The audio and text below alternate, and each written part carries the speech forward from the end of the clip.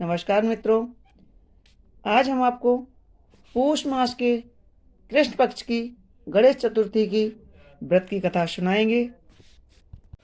पौष मास के गणेश चतुर्थी व्रत की कथा में राक्षस राज रावण की कथा इस प्रकार है।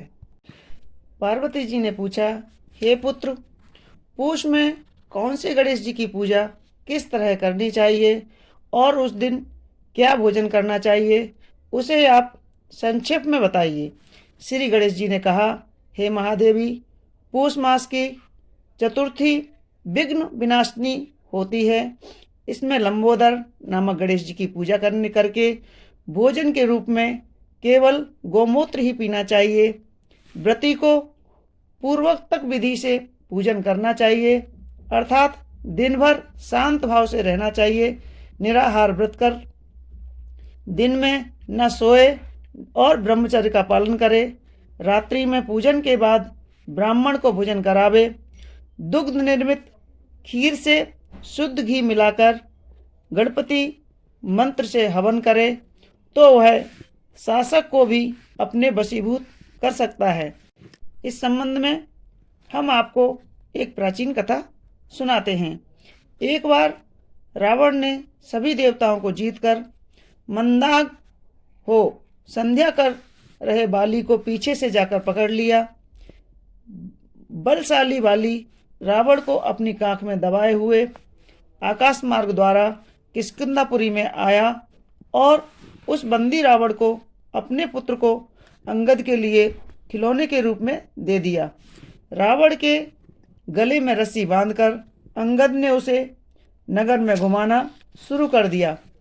विश्व विजयी रावण की ऐसी हालत देखकर सभी नगरवासियों ने अट्टहास किया। जनता कहने लगी, अरे देखो तो सही, यह विश्व विजेता रावण आज राजकुमार द्वारा सड़कों पर घुमाया जा रहा है। पुरवासियों की बात से रावण बहुत ही लज्जित होकर उसासें लेने लगा।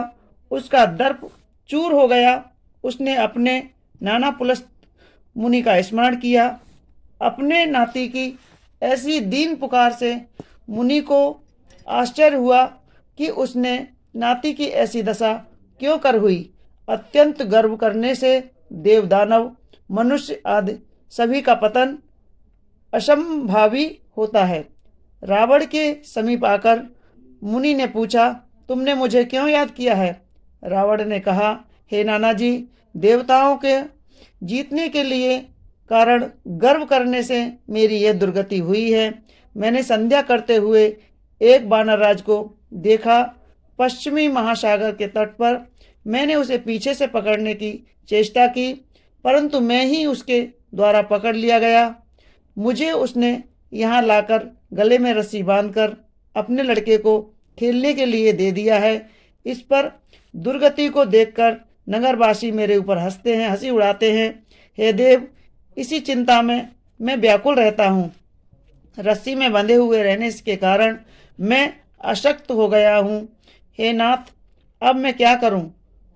मेरे जैसा आपके वंश में कोई दूसरा कुल कलंकी नहीं है। अब आप ही मेरी रक्षा कर सकते हैं।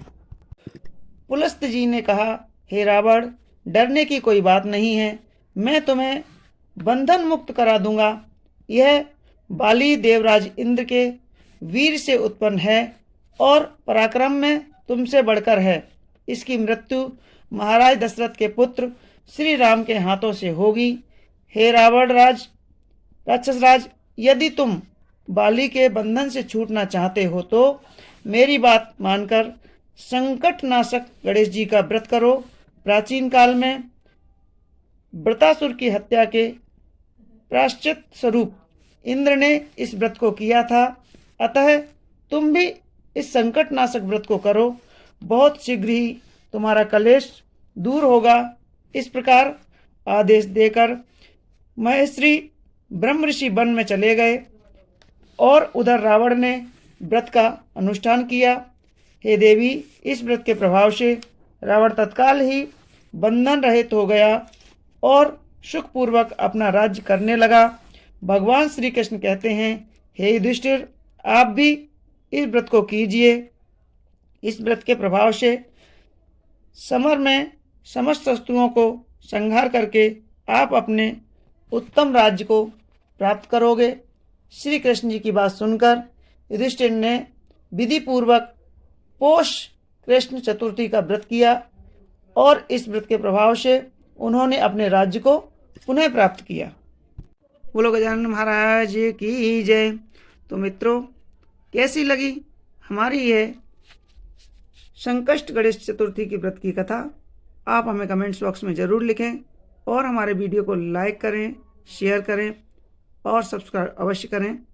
धन्यवाद।